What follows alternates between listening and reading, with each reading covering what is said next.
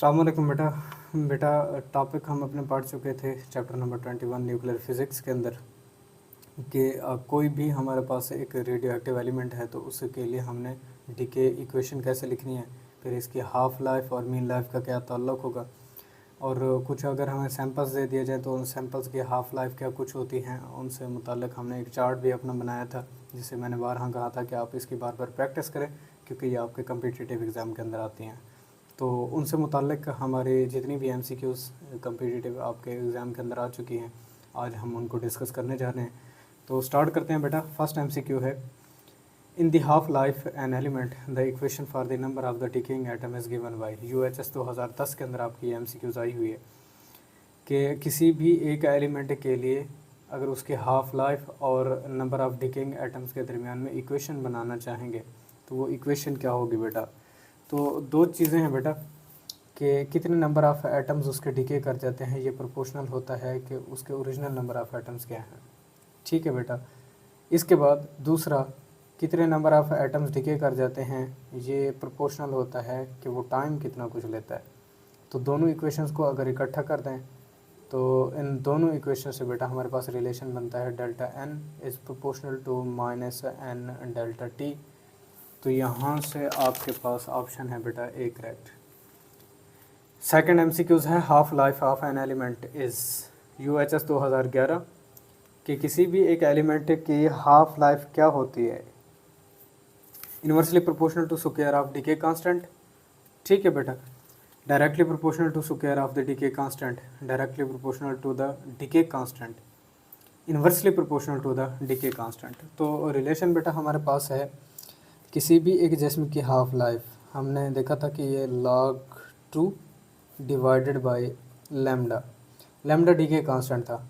अब log2 एक constant है तो कांस्टेंट को हटाएं, टी हाफ इन्वर्सली प्रोपोर्शनल बनता है लैम्डा की फर्स्ट पावर, तो इन्वर्सली प्रोपोर्शनल टू है डीके कांस्टेंट। डी ऑप्शन आपके पास करेक्ट है।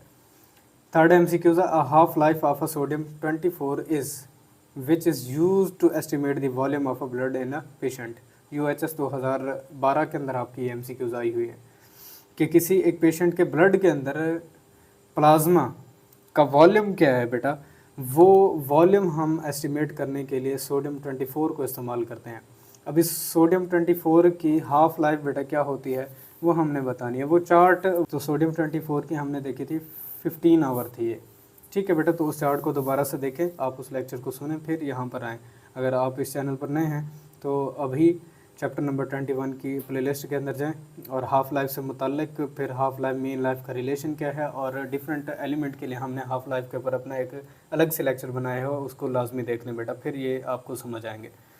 फोर्थ एमसीक्यूज़ है, 3 points of radio active radiations are observed as shown in the figure in the presence of electric field. Which type of the radiation shown in the path 1? UHS 2014 के अंदर आपसे MCQs पूछी गई है कि किसी भी एक रेडियो एक्टिव सैंपल में से रेडिएशन खारिज हो रही हैं और आगे एक फिल्म के ऊपर इनके पास से ये अंदाज़ा किया जा रहा है कि ये इस तरह से किसी इलेक्ट्रिक फील्ड के अंदर डिफ्लेक्ट हो रही हैं।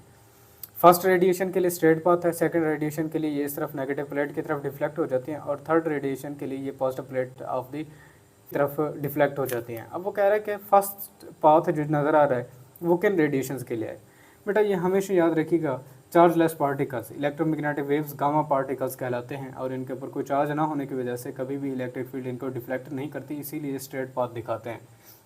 बी ऑप्शन करेक्ट है।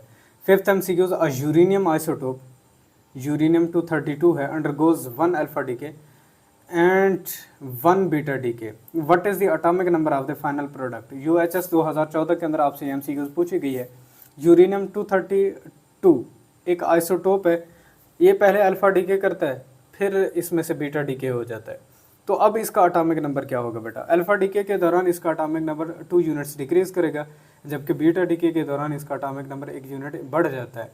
तो इसके रिलेशन के लिए बेटा यहाँ पर देखें, मैथ नंबर की बात नहीं करते बेटा, एटॉमिक नंबर की उसने हमसे पूछा तो इसका एटॉमिक नंबर 2 दर्जे कम हो जाएगा, 90 पर आ जाएगा।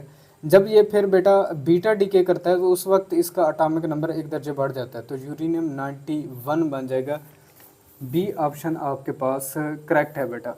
6 एमसीक्यूज़ है, A beta particle is a fast moving electron. During a beta decay, how the atomic number and the mass number of a nucleus changes.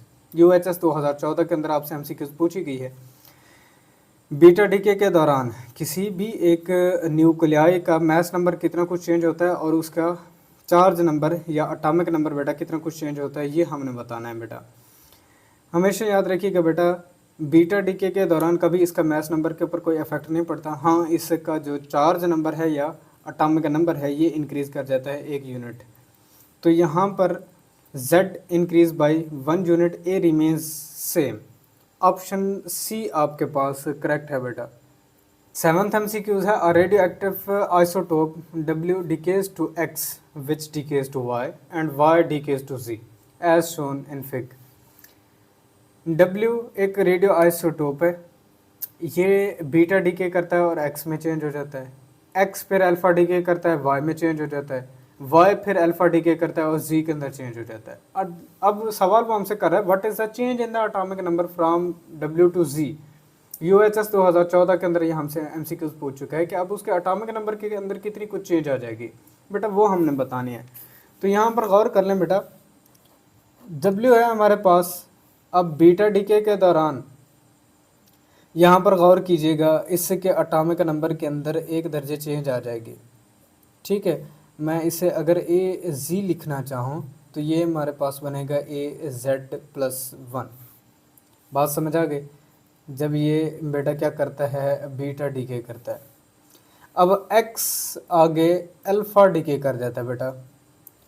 अब अल्फ़ा डीके के दौरान क्या होगा, जो Y बनेगा, मैस नंबर को हमने नहीं छेड़ना, मैस नंबर के लिहाज से उसने बात नहीं किया, उसने एटॉमिक नंबर के लिहाज से बात किया है, तो हम इसको सॉल्व कर लेते हैं। मैस नंबर मैं इसीलिए वैसे लिख रहा हूँ।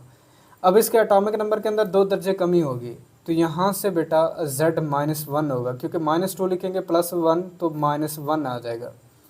अब ये Y डीके करता है किसके अंदर बेटा, Z के अंदर, और फिर से एक अल्फ़ा डीके होता है।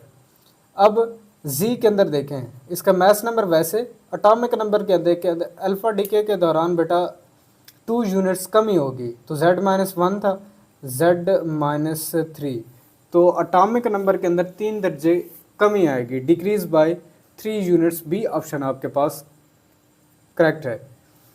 8th MCQ है, इन द रिएक्शन थोरियम 23490 ये बदल जाता है प्रोटेक्टियम 91-234 के अंदर, प्लस एक हमारे पास बीटा पार्टिकल खारिज होता है। The electron emits from the UHS 2015 के अंदर आपसे MCQ पूछी गई है कि जब थोरियम प्रोटेक्टियम के अंदर बदलता है और एक बीटा पार्टिकल जिसे हम इलेक्ट्रॉन कहते हैं ये इमिट हो जाता है। ये इमिट कहाँ से होता है, फर्स्ट ऑर्बिट से इमिट हो रहा होता है, सेकंड ऑर्बिट से इमिट हो रहा होता है, या न्यूक्लियस में से या वैलेंस शेल में से। बेटा ऑप्शन है सी करेक्ट, न्यूक्लियस में से। हम ऑलरेडी इस चीज़ को देख चुके हैं कि जब कभी भी एक न्यूट्रॉन टूटकर न्यूक्लियस लेवल के ऊपर प्रोटॉन में बदलता है तो उस वक्त beta decay, negative beta decay हो रहा होता है, तो इसीलिए ये इलेक्ट्रॉन वहाँ से हमें इमिट होते हुए दिखाई देते हैं, न्यूक्लियस में से ही निकलते हैं। लेकिन ये ज़रूरी नहीं है कि इलेक्ट्रॉन की एग्जिस्टेंस न्यूक्लियस के अंदर हो। इसकी रीजनिंग है क्या, ये हम ऑलरेडी चैप्टर नंबर 19, 20 और चैप्टर नंबर 21 के अंदर, तीनों चैप्टर्स के अंदर हम इनको देख चुके हैं। 9 MCQs है, according to the equation XAZ बदल जाता है Y के अंदर +3 alpha particles. What are the atomic and mass number of the Y, कि एक X कोई एक रेडियो एक्टिव एलिमेंट है, इसके A और Z जनरल तौर पर यहाँ पर लिखे गए हैं। अगर तो ये डॉटर न्यूक्लियाई Y के अंदर तब्दील हो जाता है और 3 अल्फा पार्टिकल्स इमिट कर देता है, तो उसके एटॉमिक नंबर और मैस नंबर के अंदर कितनी तब्दीली आएगी बेटा, हमने ये बताना है। तो बेटा मैस नंबर हर अल्फा पार्टिकल की इमिशन पर 4 दर्जे कम होगा और 2 दर्जे इसका एटॉमिक नंबर चेंज होगा। अब 3 अल्फा पार्टिकल्स हो रहे हैं तो 4 को 3 से ज़रब करें 12 बनेगा, और इधर से 2 दर्जे कम होगा एटॉमिक नंबर, 2 को 3 से ज़रब करेंगे तो ये बेटा 6 दर्जे कम होगा।